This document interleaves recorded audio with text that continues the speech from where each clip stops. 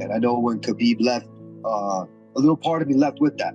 Kind of sucked a little bit because we've always had that hype that was built around that. And then when that disappeared and the pandemic hit and fucking team left, and then just a whole bunch, there was nothing else left for me, kind of. I wanted to compete enough so that way maybe possibly win or lose, Khabib would come back. And then a couple months passed and he didn't even go corner Makhachev. And so he had a lot of different things going on in his life where he had to kind of second guess himself and not want to come back. So that was like another bummer. I was like, okay, really?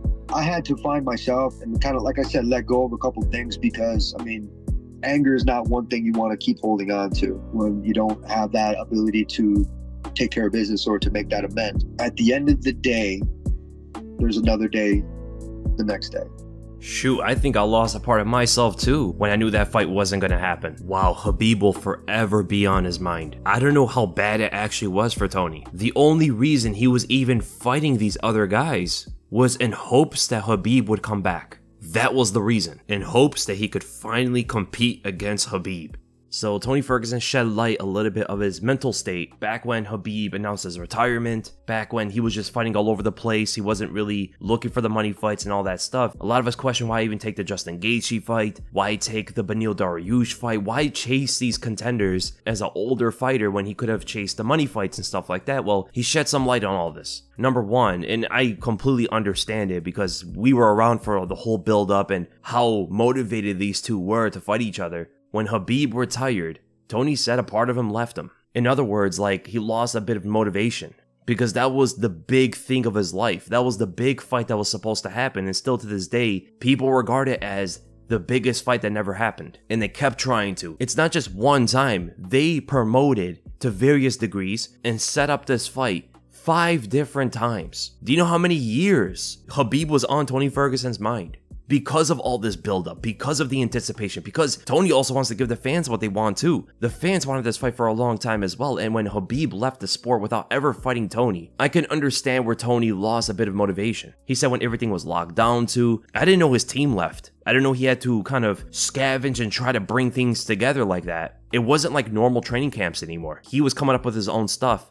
And the reason why he was fighting other contenders when he should have been looking another way, looking at maybe Conor McGregor on his return, maybe looking at some big fights at welterweight, whatever it was. You know, there was many different fights he could have taken that weren't rising contenders at the time, like Beneil Dariush, like Charles Oliveira, like Michael Chandler. He didn't need to go up against these guys. Maybe Charles Oliveira did make sense because he was coming off one loss to Justin Gaethje. Maybe he wanted to rebuild himself back, but he did say that he wasn't as motivated anymore when Khabib retired, and he was only taking these fights hoping Khabib would come back, knowing that Tony is performing, knowing that Tony is beating these guys. If he could beat these top contenders, maybe Khabib will come back. Maybe we can actually have this fight. I know it didn't happen 5 times. I know that fight was very unlucky, but maybe it can happen. Maybe we could finally fulfill this whole prophecy, this whole thing that was supposed to happen for so many years. But that's not the kind of mental state you have to have in order to go up against guys like Charles Oliveira, who later down the road became one of the greatest lightweights of all time, and then Beneil Dariush, a top contender. You need to be 100% motivated to go into these fights. Do I think Tony Ferguson would have won if he came in there with the right mindset? I don't know. I don't think he would ever beaten Charles, knowing what Charles became, but maybe Michael Chandler, maybe Beneil Dariush, who knows? The fights could have potentially been different if his mental state was not on point. That is the biggest factor going into fights.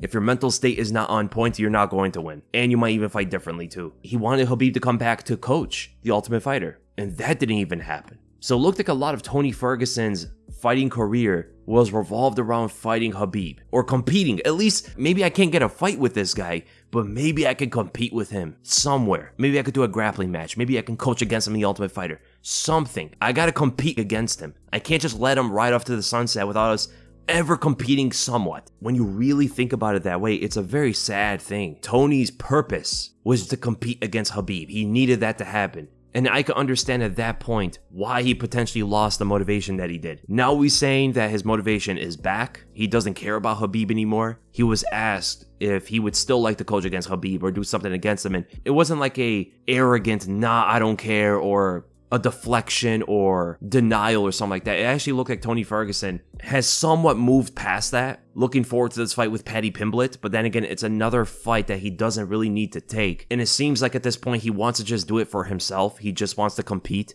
because he is a competitor at the end of the day. But he did also say, which is a bit of a red flag, that there's always going to be Tiramisu Tuesdays. That's what he said. There's always going to be Tiramisu Tuesdays. That means that Khabib will always be on his mind. Wow, that is crazy to think about that. There's another fighter that will forever be on this fighter's mind. Forever. Not because he beat him, not because he scarred him with a loss or something or knocked him out, because he never fought him. That is a level of determination and a sense of purpose to compete up against a certain opponent that I've never really seen before. Maybe somewhere in boxing, fighters have said this stuff, but I don't think I've ever heard it in MMA, a fighter who was that deeply motivated to fight somebody. But I really do hope Tony has his mental state intact to fight someone like Paddy, because he can actually beat Paddy if he fights this the smart way. Paddy has a lot of openings in the stand-up for Tony Ferguson to absolutely crush him, but everything has to align perfectly. If he was truly not motivated for this many years after Khabib's retirement, and he went on this long loss streak, I think he's way too old at this point to ever come back the way he thinks he can.